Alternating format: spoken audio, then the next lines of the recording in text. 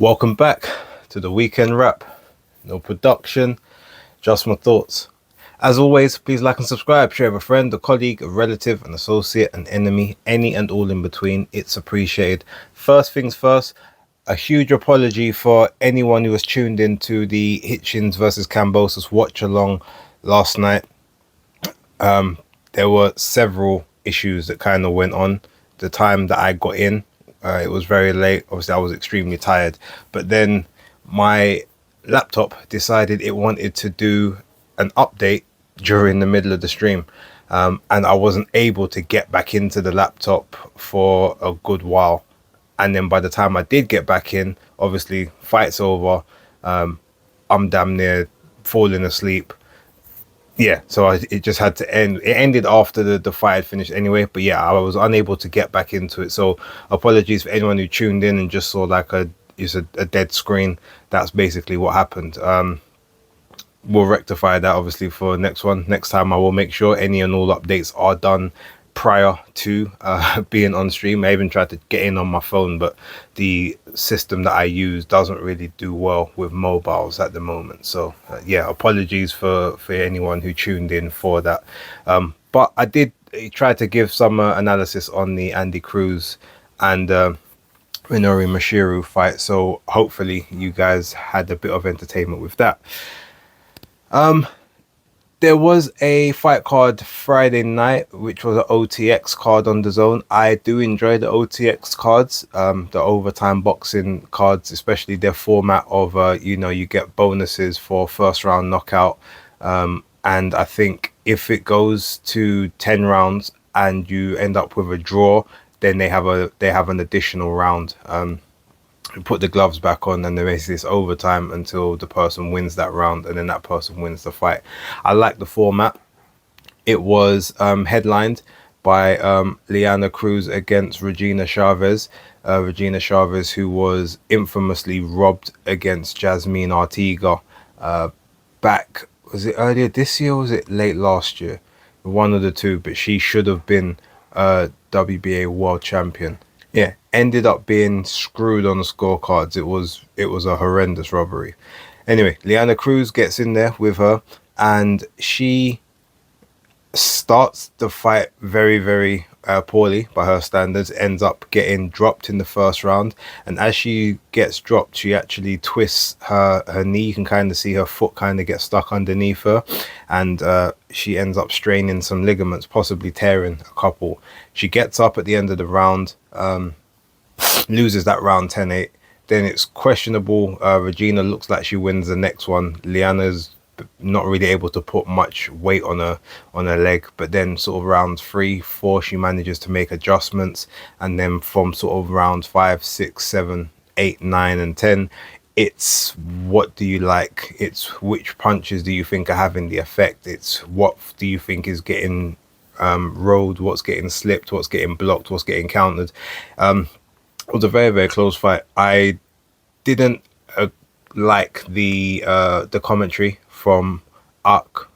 Mainly it was Uck, but Uck and Barack on the broadcast were very, very biased towards Lyanna Cruz, basically saying that she was riding, rolling and blocking everything that was coming her way, basically, which wasn't the truth. Like, you could clearly see that shots were getting through, and even if they weren't big power shots and they were just arm punches, for instance, well, they're still scoring shots if they're landing, which they were.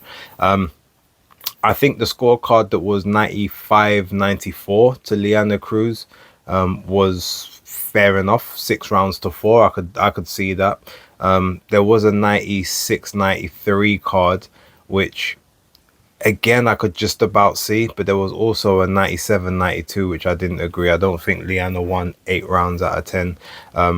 There is a way where I could have also seen it 94-95 the other way, 5 rounds apiece, but with the knockdown, Regina Chavez wins. So that's the 3rd time that she's been involved in a controversial loss at the age of 21. She is now, I believe, 8-5 as her record, but her record doesn't do her justice at all. Like, she's a very game fighter.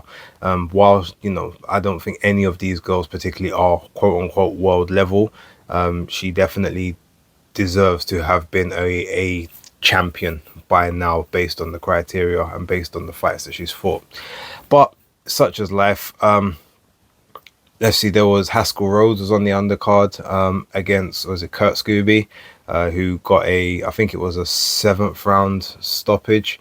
There was a couple other fights on the card. I didn't see all of them, but I did kind of skim through some of that card. It was fun, entertaining anyway. I will try and go back and watch it a bit later on tonight or maybe tomorrow, just before I start work. We'll see.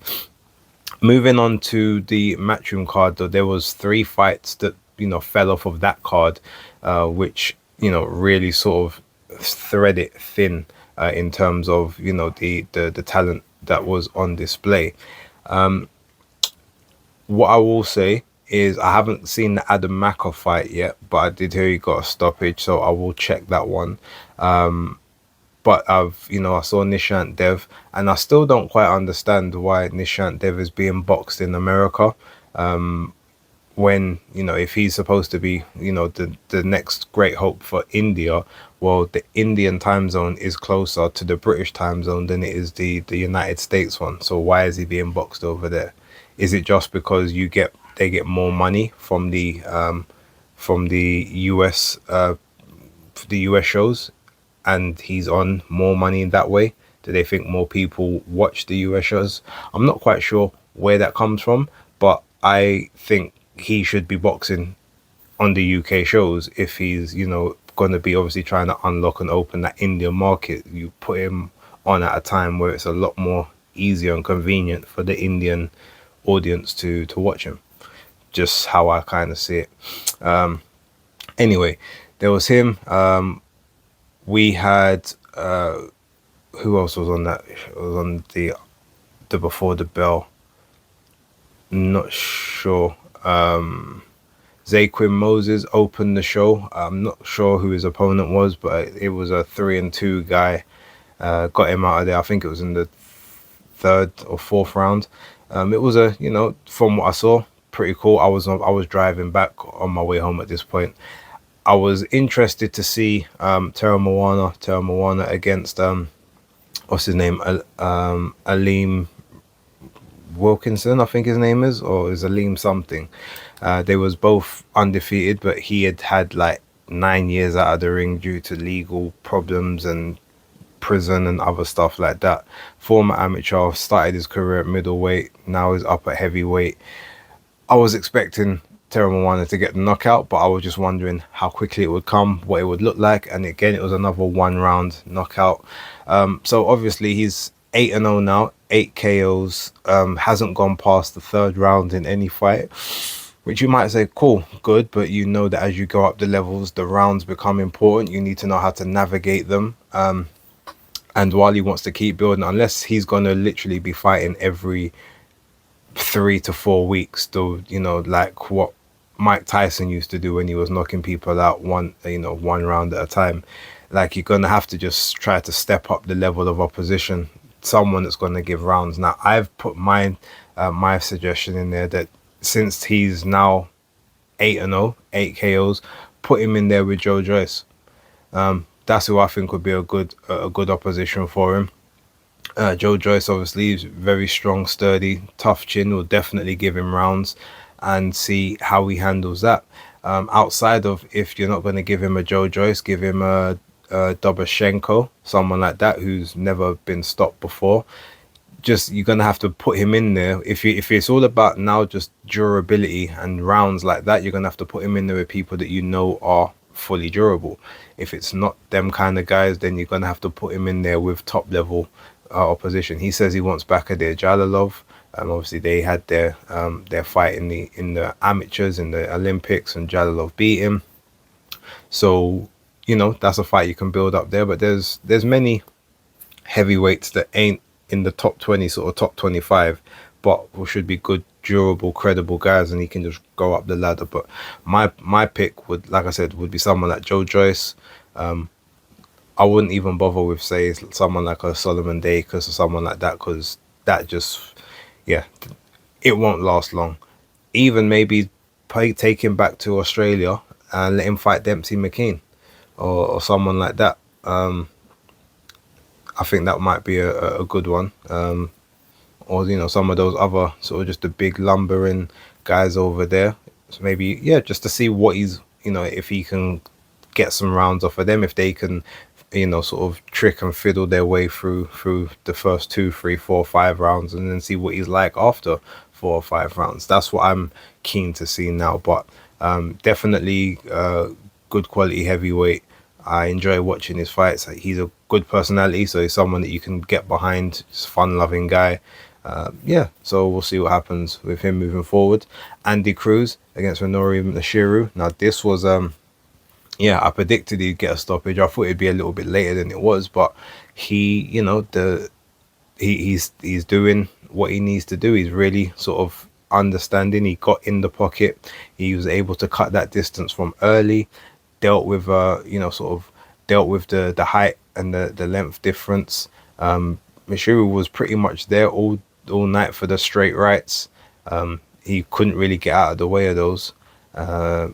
Arms were a bit lower than they should have been, but ultimately he was sort of very limited in his defense. And someone like Andy Cruz, who's just a world-class amateur, and obviously now it's a world-class prospect in the maybe fringe world-class contender, was able to do what he needed to do, won the final eliminator, and is now next in line for the IBF world title after only 6 fights as a pro. So that puts him in the crosshairs of Raymond Murataya. Let's see what happens, and if that match can get run next, or if Murataya is going to try and get a little voluntary in beforehand. We'll wait and see. Then we got to the main event, Richardson Hitchins versus George Kambosos Jr. Now again, knockout. I did predict that he would get a stoppage. I wasn't sure if it would be due to ref waving it off, or it would be like the corner pulling him out for his own good. But I did feel that just the peppering of shots from sort of rounds 2, 3 onwards would just cause basically a big collapse in George Kambosos. I didn't expect Hitchins to go to the body as much as he did. They was talking about that in the game plan. I didn't actually catch that first, so credit to him for obviously seeing what happened in the Lomachenko fight. Lomachenko definitely was targeting the body, and that was how he managed to get him out of there initially. So Hitchins basically he looked at the Devin Haney game plan, he looked at the Lomachenko game plan, and he looked at all of his natural size advantages and what he was able to implement. It was a textbook. It was a very, very good performance. We're talking A. It was an A to A plus, although we have to sort of put a little bit of a caveat on it just for the fact that George Kambosos is really and truly a 135 pounder, not a big 140 guy, and we've already seen the massive limitations in him over the last couple of years.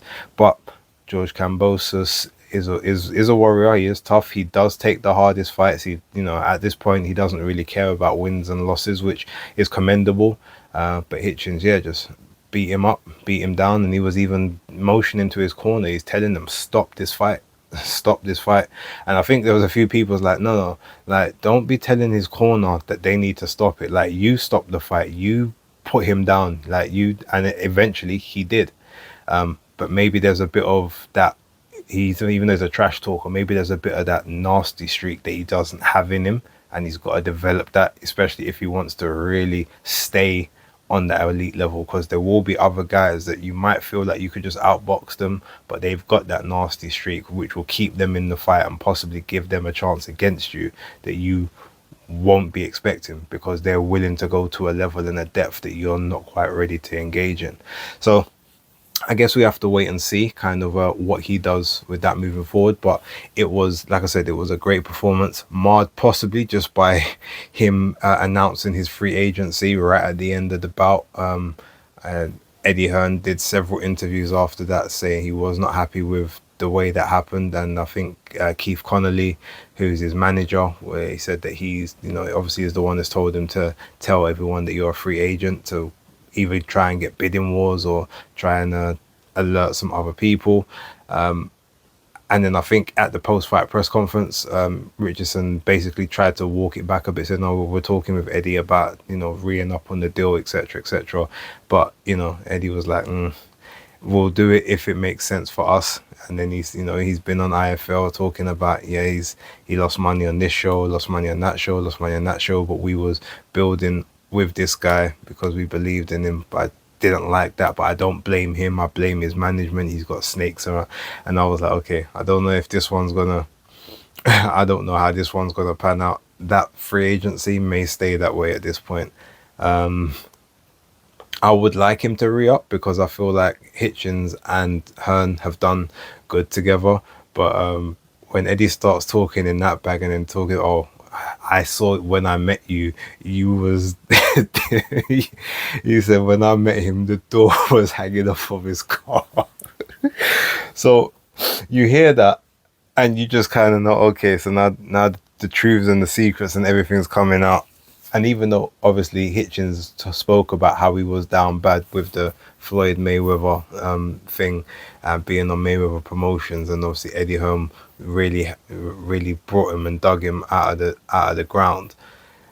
I don't know, certain things Eddie said, I don't know if they was what you say in the interview, but I get it. You upset, you're pissed. Let's hope that cooler heads can prevail. It doesn't feel like the ego's been dented too much and they can agree on a deal of some sorts to re-up, because at this point Eddie needs as much world champions as he can get and as much people that can compete.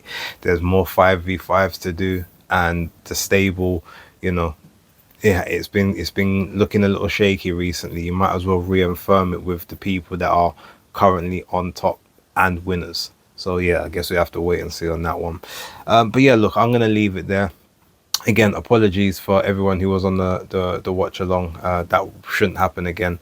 And I will try the very next time we have a late night one, especially.